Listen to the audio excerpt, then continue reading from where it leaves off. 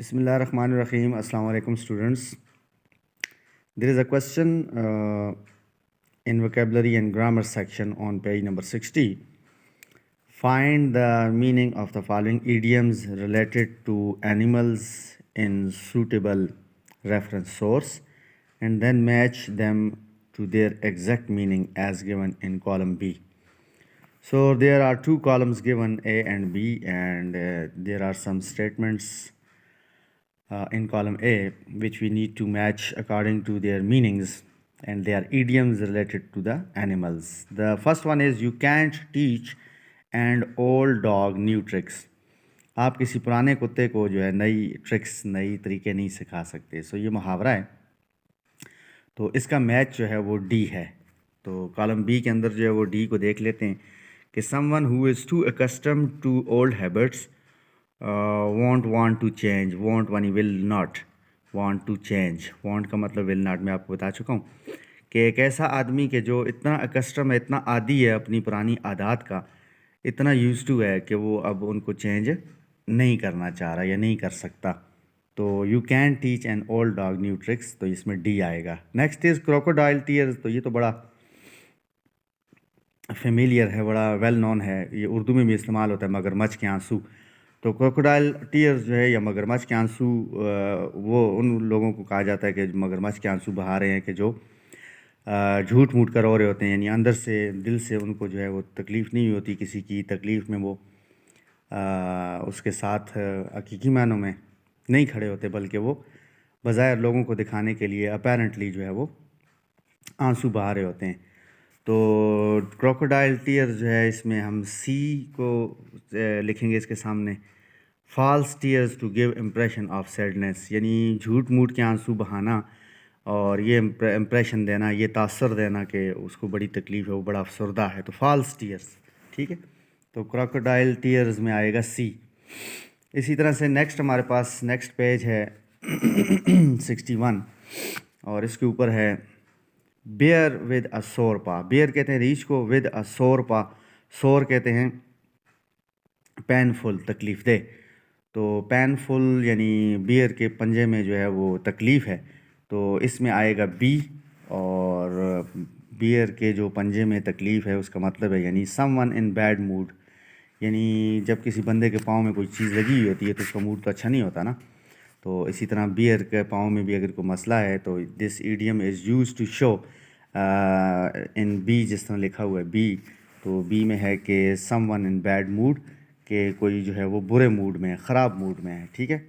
اسی طریقے سے نیکسٹ ہمارے پاس ہے have a well of time. تو have a well of time کے سامنے میں نے لکھا ہے جی, کہ having an exciting interesting time, enjoy oneself enormously. ایک ایسا انتھوزیاسٹک اینڈ دلچسپ اور پرجوش وقت کے جو بندہ جو ہے جس کو بہت زیادہ انجوائے کرتا ہے. انارمسلی مطلب huge. So have a well of time میں آئے گا جی. اس کے بعد ہے to rat on somebody. To rat on somebody میں آئے گا آئی, اور آئی میں لکھا ہوا آپ دیکھ سکتے ہیں کہ tell a person in authority, کسی ایسے بندے کو کہ جو اتھارٹی رکھتا ہو اس کو کسی بندے کے بیہیویئر, بیڈ بیہیویئر کے بارے میں بتانا, ٹھیک ہے. جس طرح ہمارے اسکول میں پرنسپل صاحب جو ہیں وہ پرسن ان اتھارٹی ہیں, تو ان کو اگر میں کسی بندے کے بارے میں بتاؤں, ان کے اس کے برے ایٹیچیوڈ کے بارے میں, برے بیہیویئر کے بارے میں پرنسپل صاحب کو آگاہ کروں گا, تو یہ میں اس بندے کے اوپر کیا کروں گا, to rat on somebody, ٹھیک ہے. Next is cold turkey. Cold turkey کے سامنے لکھا ہے جے, اور جے میں ہمارے پاس ہے period of time without something you are addicted to, کہ وقت کا وہ عرصہ, ڈیوریشن, کہ جس میں بندہ وہ وقت گزار رہا ہوتا ہے کہ جو عام روٹین سے ڈفرینٹ ہوتا ہے. ایڈکٹیڈ ٹو کا مطلب ہے کہ جس کا بندہ عادی ہوتا ہے, ٹھیک ہے.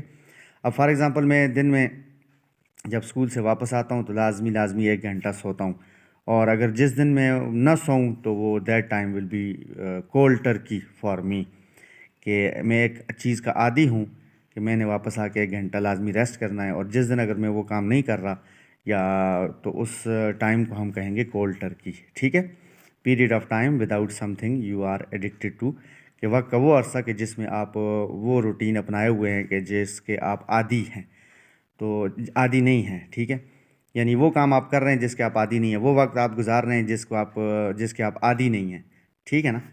Next is don't count your chickens before they ہیچ. اپنے جو چوزے ہیں ان کو اس وقت تک مت گنیں جب تک وہ انڈے سے باہر نہیں آ جاتے. اب ظاہر سی بات انڈے سے باہر ایک چیز نکلی نہیں اور ہم گننا شروع کر دیں کہ ایک چوزہ ہو گیا, 2 چوزہ ہو گیا, تو اس میں آئے گا don't presume anything until it's certain, کہ کسی بھی چیز کے بارے میں اس وقت تک آپ رائے قائم نہ کریں یا اس وقت تک آپ شیور نہ ہوں جب تک وہ یقینی نہیں ہو جاتی ہے. ٹھیک ہے.